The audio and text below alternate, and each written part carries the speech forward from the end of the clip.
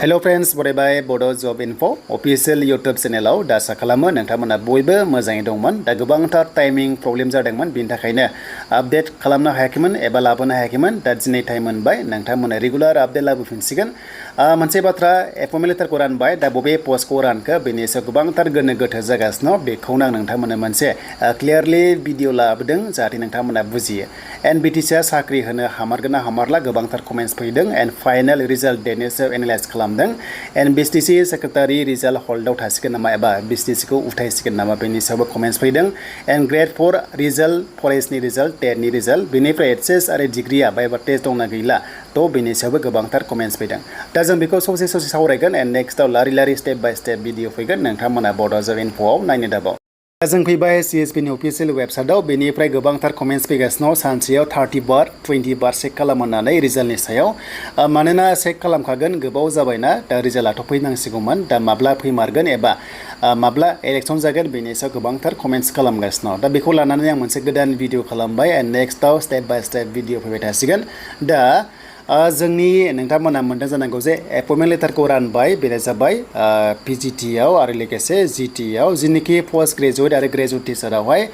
जिनिखि हल्डआव दंमोन 45 डेजनि थाखाय हल्डआव दोनदोंमोन जायनिखि आउटसाइड स्टेटआव डिप्ल'मा खालामदोंमोन बिथांमोनखौहाय भेरिफिकेसन खालामदोंमोन दा अफिसियेलि एक्सेप्ट खालामनानै मैया एपइन्टमेन्ट लेटारखौ राननाय जाबाय बेनो जाबाय GT PGT आव दा बेखौ बुंनाय लोगो लोगो गोबां सानगोन TET बेनो जाबाय LP आरो UP TETआ माब्ला मोनगोन दा नायदो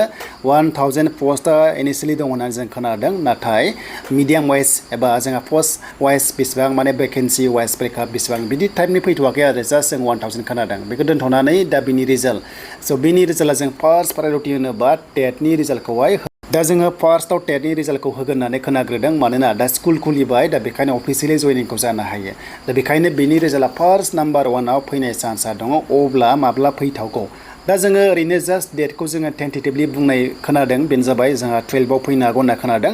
दा बे नंगौना नंमारा आं बेखौ फिक्स बुङा नाथाय फैनोबो हागौ देन बेनिफ्राय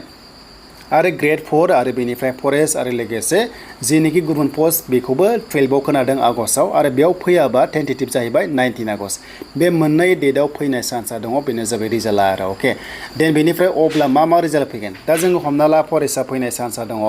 Gr-4आ फैनाय चान्सआ दङ बेनिफ्राय HS आरो डिग्रिया माब्ला फैगोन स' HS डिग्रिया माब्ला फैगोन बेखौ गोबां कमेन्ट्स खालामदों बेयाव बायबा टेस्ट जोंहा दंमोन ना ओरैनो गाइडलाइन्सआव 20 मार्क्सनि अब्ला बे जागोन ना जाला दा नायदो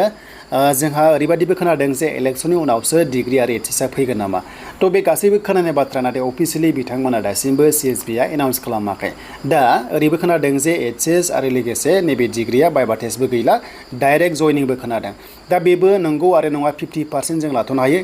आरो बेनो जाबाय जोंहा इलेक्सननि उनाव एबा जोंहा बायबा गैयालासिनो डाइरेक्ट साख्रि इलेक्सन सिगां बेखौ आङो जास्ट 50% लाथ'बाय माने डाइरेक्टलि बुंनो हाला बे उननि बाथ्रासै नाथाय Gr-4 आरो फरेस्टआ TETआ फैनाय चान्सआ दङ दानिया सोंलायगोन BTCआ मा जाखो दा BTC सेक्रेटारिया रिजाल्टआ एसे लेट जानो हागौ दा एसे हल्डआव थाथ'नो हागौ दा बिनि सायाव प्रपार डिटेल्सखौ मोनथ'वाखै टेन्टेटिभलि माब्ला होगोन दा जेब्ला माबा मोनसे सर्सनिफ्राय मोननाय जायो नोंथां मोजां सेयार खालामगोन नाथाय नोंथांमोननि Gr-3 आरो लोगोसे Gr-4 आरो लोगोसे फरेस्टआ फैग्रोनाय चान्सआ दङ प्लास TETआ फैनाय चान्सआ दंसै आरो दा नेक्स्टआव लोगो मोनगोन आं बेखिनि आपडेटखौ होग्रोबाय एन्ड नेक्स्टआव पस्ट वाइज सावरायगोन दा जियानो जा नोंथांमोना गोबां आपडेट नेगासिनो दंमोन नैबे 12निफ्राय 19 आगस्टनि गेजेराव पाक्का रिजाल्टआ फैनाय चान्सआ दंसै अके दा सेम डेआवनो खनसेनो फैजेननोबो हागौ आरो लोगोसे नेक्स्ट दिनाव एपइन्टमेन्ट लेटारखौ राननोबो हागौ एबा नोंथांमोना अफिसियेलि 1 उइकनि गेजेराव जयनिंबो जानो हागौ आरो दा बेनो दिनैनि थाखाय लेटेस्ट आपडेटआ